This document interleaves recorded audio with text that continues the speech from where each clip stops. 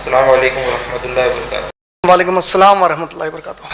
میرا نام بشارت ہے، میں ڈیجیٹل مارکیٹر ہوں۔ سوال کا موقع دینے کے لیے اللہ آپ کو جزائے خیر عطا فرمائے۔ آمین۔ میرا سوال داڑھی کے متعلق ہے۔ جی۔ کچھ پوائنٹس ہے۔ پہلا پوائنٹ یہ ہے کہ داڑھی رکھنے کا صحیح طریقہ کیا ہے؟ جی۔ بہت سارے لوگ جو دلیل پیش کرتے ہیں اللہ کے نبی صلی اللہ علیہ وسلم نے داڑھی چھوڑنے کا حکم فرمایا، کل لکھا ہے، یعنی داڑھی بالکل چھوڑو، تو اس میں اس کی لینتھ کتنی ہوگی، لمبائی کتنی ہوگی؟ جب بعض لوگ چھوڑتے ہیں تو گاڑی پہ جا رہے ہیں تو لہراتی ہے، اور اللہ معاف کرے بعض لوگ اس کو مذاق کا ذریعہ بناتے ہیں۔ تو بعض لوگ کہتے ہیں نہیں، ایک مشت رکھ سکتی ہیں، ایک مشت کی اجازت ہے جس کے اندر اللہ کے نمبر کاٹتے تھے بول کے روایت پیش کرتے ہیں، تو اس میں طریقہ کیا ہے؟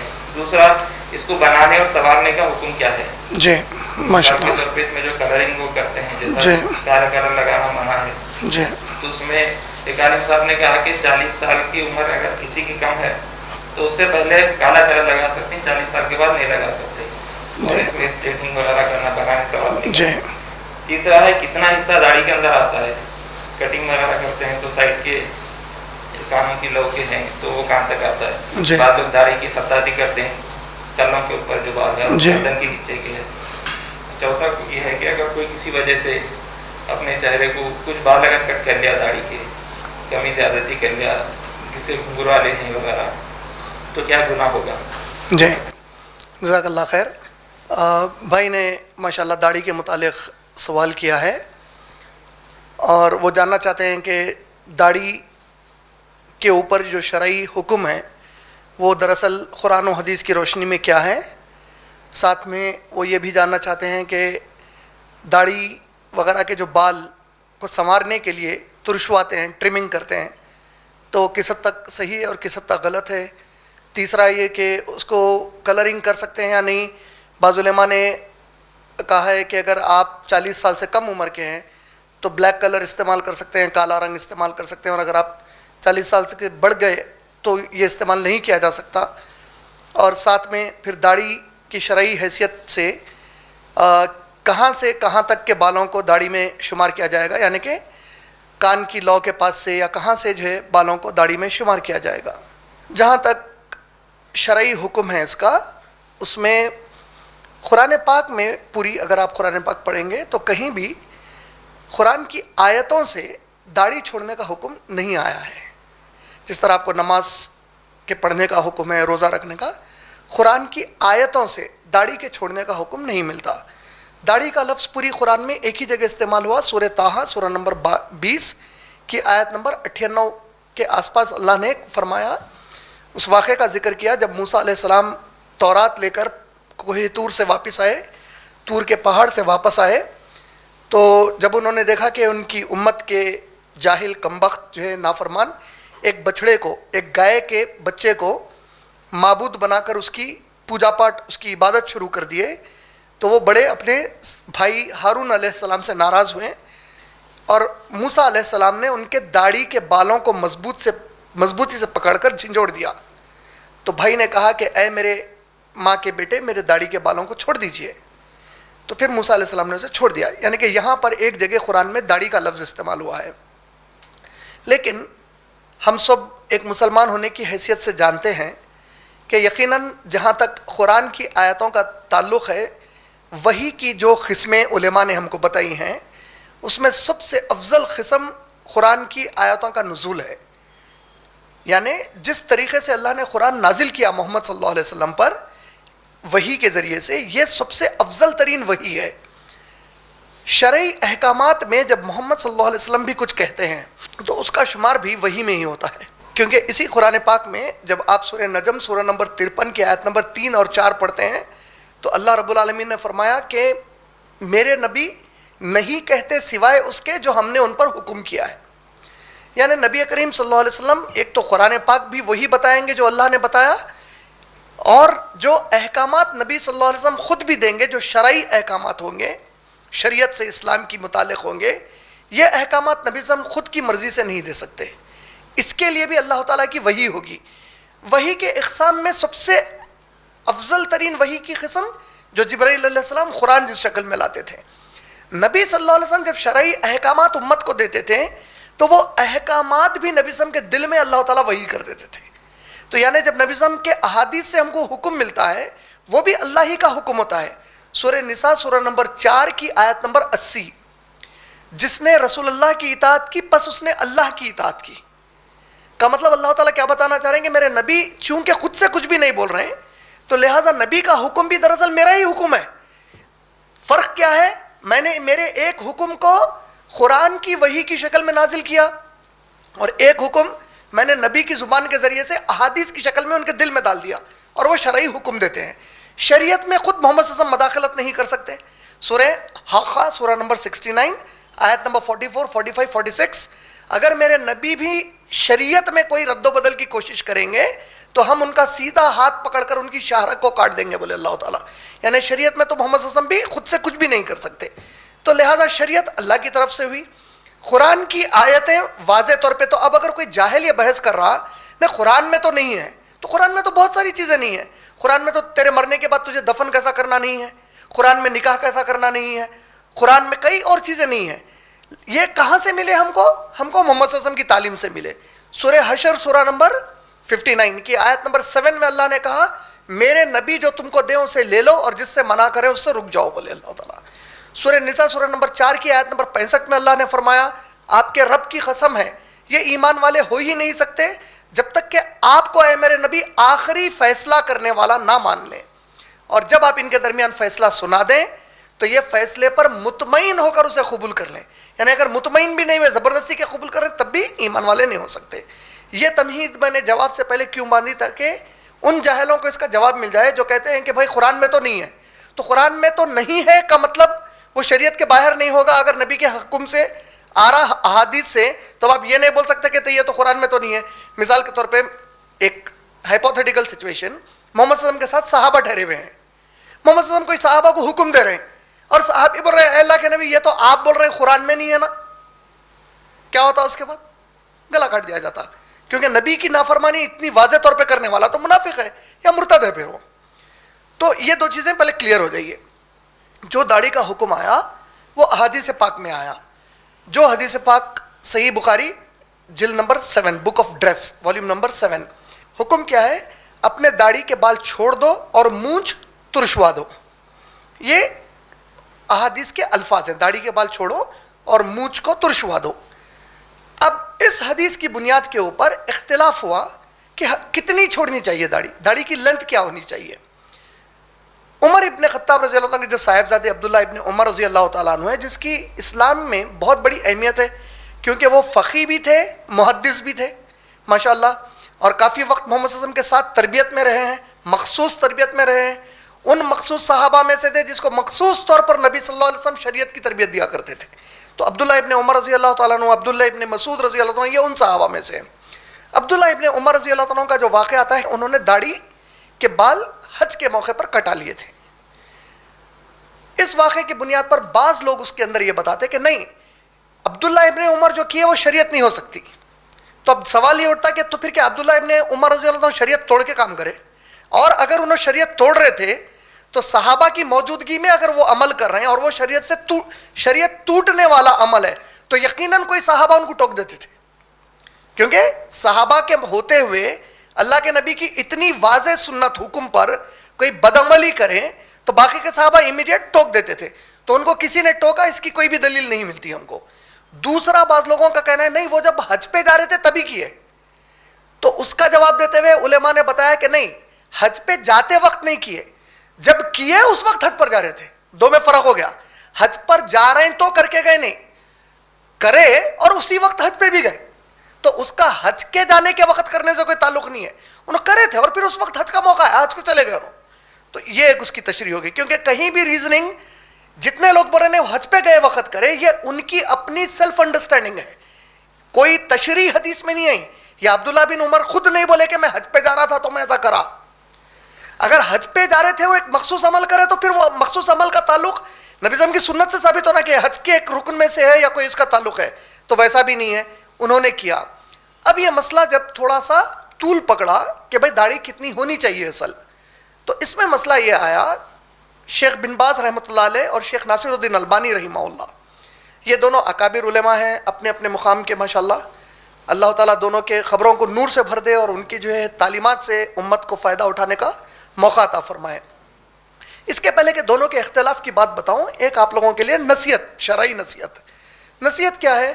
بعض معاملات اسلام میں جب اختلاف کے ہوتے تو اختلاف کی دو شکلیں ہوتی۔ ایک اختلاف کی شکل ہوتی، ایک پورے دلیل پر رہتا، دوسرا بغیر دلیل کے رہتا۔ مثال کے طور پہ برتھ ڈے کرنا یا نہیں کرنا، ایک کے پاس بالکل دلیل نہیں ہے کرنے کی، دوسرے کے پاس پوری دلیل ہے کہ کوئی ایسی چیز ثابت ہی نہیں ہے محمد صلی اللہ علیہ وسلم کے زمانے میں یا صحابہ کے زمانے میں یا ائمہ اکرام کے زمانے میں یا طب تابعین اور تابعین کے زمانے میں۔ تو دلیل اور بے دلیل، تو یہ اختلاف الگ ہو گیا۔ اب اس میں کیا ہے؟ بالکل clear cut black and white کا معاملہ ہے، ایک بالکل دلیل پہ ہے، ایک بالکل دلیل پہ ہے ہی نہیں۔ ایک مسئلہ ہوتا جس میں ایسا اختلاف ہوتا کہ دلیل رہتی، اسی کی سمجھ کے دو نظریات ہوتے، سمجھ رہے ہیں آپ؟ اس کو سمجھنے کے دو نظریات ہوتے۔ ایسا ایک واقعہ محمد صلی اللہ علیہ وسلم کی حیات میں پیش آیا۔ محمد صلی اللہ علیہ وسلم نے صحابہ کے ایک گروہ کو کہا تھا کہ میرے پاس تم لوگ عصر تک پہنچ جانا، عصر کی نماز میرے پاس آ کر پڑھنا، یعنی سفر کرو اور عصر میں جہاں پر ہوں میرے ساتھ شامل ہو جاؤ اور وہاں پر عصر ادا کرو۔ جب صحابہ کا وہ قافلہ محمد صلی اللہ علیہ وسلم کی طرف بڑھا تو راستے میں کیا ہو گیا؟ ان کو راستے میں عصر کا وقت ختم ہوتا ہوا اور مغرب کا وقت شروع ہوتا ہوا دکھا۔ تو صحابہ کے ایک گروپ نے کہا کہ بھائی عصر فرض ہے، یہ فرض نماز ہے۔ یقیناً محمد صلی اللہ علیہ وسلم نے جب یہ حکم دیا تو نبی کریم صلی اللہ علیہ وسلم یہ اندازہ لگائے کہ ہم لوگ مغرب تک پہنچ جائیں گے وہاں پہ۔ دوسرا گروہ یہ بولا کہ بے شک سوچ صحیح ہے، لیکن چونکہ نبی کا حکم ہے تو ہم نبی کے حکم کے مطابق وہیں جائیں گے اور جا کر وہیں پر عصر پڑھیں گے، چاہے عشاء کا وقت کیوں نہ آ جائے، یعنی عصر کا وقت ٹل بھی گیا تو ہم تو نبی صلی اللہ علیہ وسلم کی اطاعت کریں گے اور وہیں پر جا کر نماز پڑھیں گے۔ دوسرے نے کیا کہا؟ نہیں بھائی فرض معاملہ ہے، اللہ کا حکم ہے کہ نماز اپنے وقت پر ادا کرو، تو ہم پہلے ادا کر لیں گے نماز۔ تو اس صحابہ کا ایک گروہ کیا کیا؟ ادا کر دیا وقت پر نماز۔ دوسرا گروہ وہاں جا کر ادا کیا، اور جب یہ محمد صلی اللہ علیہ وسلم کے سامنے یہ پورا واقعہ آیا تو محمد صلی اللہ علیہ وسلم نے ایک بڑی پیاری یہ ہم کو بشارت دی، خوشخبری دی اس امت کو، اور یہ امت کے لیے بہت بڑی خوش نصیبی ہے۔ کہا کہ جب تم ایک ہی بات کو سمجھنے میں اختلاف کر لو، خالی سمجھنے کا اختلاف ہوا، دلیل ہے، دلیل کی سمجھ میں اختلاف ہوا، جس نے صحیح اس کا کنکلوژن نکالا، جس نے صحیح اس کا نتیجہ نکالا، اللہ اس کو 2 اجر دیں گے بولے۔ جس نے غلطی کر دی اس میں تب بھی اس کو 1 اجر ملے گا، کیونکہ نافرمانی نیت میں نہیں ہے، اس کے پاس بھی دلیل ہے، دلیل کے سمجھنے میں اختلاف ہو گیا، واضح طور پہ اس دلیل کو نہیں سمجھ سکا وہ۔ آپ سمجھ رہے ہیں نا اختلاف کے 2 معنی کیا ہو گئے؟ اس کو بولتے اجتہاد۔ اجتہاد یہ کیا ہو گیا؟ جو سمجھ والے اکابر علماء ہوں گے یہ لوگ کوئی حدیث کے معاملے میں اجتہاد کریں گے، آپ اور میں کیا کریں گے؟ دونوں علماء کے دلائل کو اسٹڈی کریں گے، کرنے کے بعد آپ کا دل جس کی دلیل پہ زیادہ مطمئن ہو آپ اس کی بات کو مانیں گے اور عمل کریں گے۔ اور جب اجتہاد والا اختلاف ہوتا تو کوئی ایک دوسرے کو غلط بولنے کی گنجائش باقی نہیں رہتی، اگر کوئی بول رہا تو انہیں گناہ کر رہا۔ سمجھ رہے ہیں؟ مثال کے طور پہ صحابہ کا گروہ 2 اس میں بٹ گیا، ایک وہی نماز پڑھے دوسرے، اب اس کے بعد جا کے صحابہ کا گروہ جبکہ نبی صلی اللہ علیہ وسلم بول رہے ہیں جس نے غلطی کی اس کو 2 اجر، جس نے صحیح کیا 1 اجر۔ اب یہ نہیں تم تو غلط دکھ رہے ہم کو، نہیں تم صحیح نہیں دکھ رہے ہم کو، اب یہ جھگڑا کر ہی نہیں صحابہ، کیونکہ صحابہ کو یہ معلوم ہو گیا تھا کہ غلطی بھی کرے تو اجر ہے، تو وہ اختلاف کی کوئی اہمیت ہی باقی نہیں رہی۔ تو جب شیخ بن باز رحمۃ اللہ علیہ اور شیخ ناصر الدین البانی رحمہ اللہ میں داڑھی کے مسئلے پر اجتہادی اختلاف ہوا تو شیخ بن باز رحمۃ اللہ علیہ حدیث کے جو الفاظ لٹرل میننگ میں آ رہے داڑھی چھوڑ دو اور مجھ ترش ہوا ہو، تو میں جب اس فیلڈ میں آیا شروع میں اسی حدیث پر مکمل طور پہ داڑھی چھوڑ دینے کے اوپر اور مجھ ترش ہونے پر عمل کرتا تھا، لیکن جب میں شیخ البانی رحمۃ اللہ علیہ کا یہ اختلاف کا معلوم ہوا اور میں جب اسٹڈی کیا میرا دل شیخ البانی سے زیادہ مطمئن ہوا۔ ہو سکتا کسی اور کا دل شیخ بن باز کے دلائل پہ مطمئن ہو، تو اب کوئی اگر داڑھی چھوڑ دیتا ہے اس بنیاد پہ کہ اس نے دلائل دونوں طرف کے پڑھے ہیں، ورنہ پھر یہ تقلید ہو گئی، نہیں شیخ بن باز بول دیے، نہیں شیخ البانی بول دیے، یہ تقلید ہو گئی، پھر وہی اندھادھند تقلید ہو گئی، میں ان کو اچھا سمجھ رہا ہوں، میں ان کو اچھا سمجھ رہا ہوں۔ ویسا نہیں ہوگا، میرے لیے اہم کیا ہوگا؟ میں نبی صلی اللہ علیہ وسلم کی اطاعت میں دونوں کو جب اسٹڈی کروں گا، اب میرا دل کس پہ مطمئن ہو رہا ہے؟ کیونکہ قیامت میں میرے کو اللہ کو جواب دینا ہے، تو پبلک کی خوشی میں کرا یا خود کو یہ پسند تھا تو کرا یا اس کو نبی صلی اللہ علیہ وسلم کی اطاعت کا بہتر حصہ سمجھا تھا۔ تو یہ آپ کو جائزہ لینا پڑے گا دونوں طرف کے دلائل کو پڑھ کے اسٹڈی کر کے آپ 4 علماء سے نہیں 40,000 علماء سے پوچھو اس کو سمجھنے اطمینان کے لیے. جب مطمئن ہو جاؤ تو کسی ایک کے اوپر چلو, آگے چل کے پھر آپ کا دل دوسری طرف مطمئن ہوا تو پھر پلٹ جاؤ, اس طرف سے شروع ہو جاؤ. ماشاءاللہ گناہ تو دونوں طرف ہونے والا ہے ہی نہیں آپ کے لیے. تو جب دلائل کی بات آئی تو ناصر الدین البانی رحمہ اللہ نے اکابر صحابہ کے دلائل پیش کیے جو داڑھی کو ایک مشت پر کاٹ لیتے تھے, جس میں خود ابو ہریرہ شامل ہے, عبداللہ ابن مسعود اس میں شامل ہے. یہ لوگ داڑھی ایک مشت پر کاٹ لیتے تھے. جو نبی صلی اللہ علیہ وسلم کے داڑھی کے بال چھاتی تک آتے تھے کرتے تھے, جتنے احادیث ہیں شیخ البانی نے کہا ہے پورے ضعیف حدیث ہیں, ایک بھی حدیث اس میں صحیح نہیں ہے. انہوں نے چیلنج دیا اگر نبی صلی اللہ علیہ وسلم کے داڑھی کے بال یہاں تک آگے بول کے معلوم ہو گیا تو افضل سنت ہوگی سب سے, مسئلہ ہی ختم ہو گیا ہمارے لیے. اور عبداللہ ابن عمر اتنی کھلی اختلاف کی حرکت کر ہی نہیں سکتے. انہوں نے کہا میرا یہ کوشچن ہے, سوال ہے کہ مجھے ایک ایسے صحابی کی سیرت کی دلیل لاؤ جس کی داڑھی ایک مجھ سے بڑی تھی. اس کے بعد ان کا نظریہ یہ تھا, جو میں بہت مطمئن ہوا, ہم جب دوسروں کے سامنے اسلام کے عقیدے کی اور فقہ کی بات کرتے ہیں تو ان کو کیا بول کر سمجھاتے ہیں ہم لوگ؟ ان کو یہ سمجھاتے کہ قرآن اور حدیث کو صحابہ کیسا سمجھے اور عمل کرے وہ دیکھنا چاہیے. تو بخاری کی یہ حدیث داڑھی چھوڑ دو, تو میں اس کو پہلے صحابہ پہ جا کے دیکھوں گا اللہ کا یہ حدیث کو کیسا سمجھے, ورنہ پھر میں وہی غلطی کر رہا ہوں جیسا دوسرے لوگ حدیث کو بغیر صحابہ کے لے رہے ہیں, اگر میں بھی وہی کر رہا ہوں فی الوقت. تو میں جب شیخ البانی کے یہ دلائل کو پڑھا میں مطمئن ہو گیا. اس کے بعد سے میں ایک مشتق کاٹنا شروع کرا. اب دوسری بات یہ ہے, ہماری قوم کے اندر داڑھی پہ بہت بڑے جھگڑے ہیں, ٹکنے کے اوپر جھگڑے نہیں ہیں ہمارے پاس. جبکہ ٹکنے کے اوپر پہننا داڑھی سے سخت مسئلہ ہے اسلام کے اندر. اسلام میں آپ کوئی بھی مسئلے کو کون سا افضل کون سا اس کے بعد والا ہے سمجھنا ہے, غیر افضل ہے سمجھنا ہے, تو اس کی دلیل کیا ہوتی معلوم ہے؟ ایک تو قرآن کا اگر حکم آ گیا وہ تو مسئلہ ہی ختم ہو گیا اب آپ کے واسطے. یہ تو ڈائریکٹ اللہ کی کتاب سے حکم آ گیا اب آپ کو. احادیث میں حکم آ رہا تو احادیث میں محمد صلی اللہ علیہ وسلم کیا کرتے, 2 طریقے سے حکم بتاتے ہمارے کو. ایک حکم کیا ہوتا معلوم ہے, حکم دے دیتے جیسا داڑھی کے بال چھوڑو مجھ ترش ہوا. ایک حکم میں کیا ہوتا, حکم دیتے اور نافرمانی کرنے پر عذاب کیا دیا جائے گا بتاتے. داڑھی کو کاٹنے پر عذاب کیا ہے کہیں بھی نہیں بتایا گیا, نہ قرآن میں ہے نہ حدیث میں. ٹکنے کے نیچے چھوڑنے پہ عذاب بتایا گیا. کیا عذاب بتایا گیا کہ اگر کسی کا کپڑا ٹکنے کے نیچے لٹک رہا ہوگا تو قیامت کے دن اللہ تعالیٰ اس کی طرف پلٹ کر بھی نہیں دیکھیں گے. اس کی تشریح کرتے ہوئے علماء بتاتے ہیں کہ سوچو قیامت اتنا بھینکر دن ہے جہاں مجرموں کو اور متقین کو چھانٹ دیں گے اللہ تعالیٰ, جہنمی اور جنتی چھانٹ دیے جائیں گے. جہنم سے بچنے کی آخری امید کیا کہا محمد صلی اللہ علیہ وسلم کو, محمد صلی اللہ علیہ وسلم نے کہ قیامت میں سوائے اللہ کی رحمت کے کوئی بھی جنت میں نہیں جا سکتے. بولے بی بی عائشہ رضی اللہ تعالیٰ عنہا پہ قربان ہو جائیں, انہوں نے ہمت کی اور جرأت مندی سے ایک سوال پوچھ لیا, یا رسول اللہ آپ تو معصوم ہیں, آپ بالکل کبھی کوئی گناہ اور خطا آپ سے سرزد نہیں ہوا, بغیر رحمت کے آپ کے تو اعمال خود اتنے پیارے ہیں, تو پھر آپ کا معاملہ کیا ہوگا؟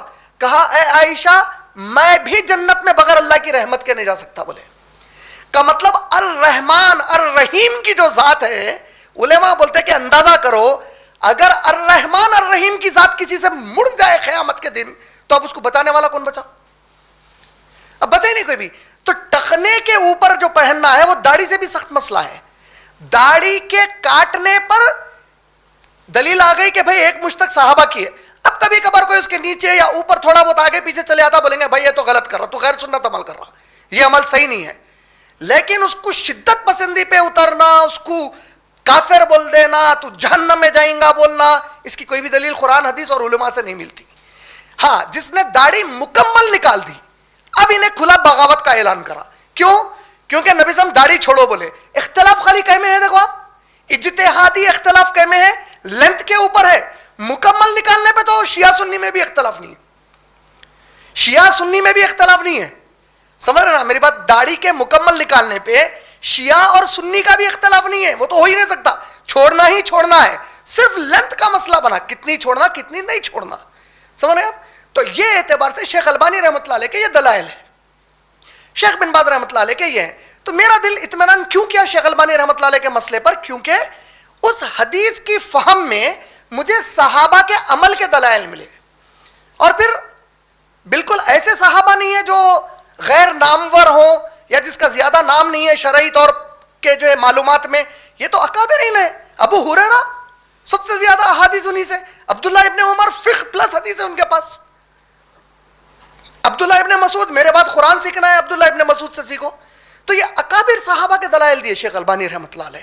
سمجھ رہے ہیں میری بات؟ تو اس لیے میں اس کے اوپر زیادہ مطمئن ہوں کہ میں اس کے بعد وہ شروع کیا ماشاءاللہ سے. اب جو بھی آپ لوگوں میں سے ایک بات پہلے کلیئر ہو جائیے, داڑھی کا رکھنا تو لازم ہے ایک مسلمان کے لیے, یہ اس کی آئیڈینٹی ہے, کسی صورت رکھنا ہے. صرف لینتھ کے اوپر بات ہو رہی ہے.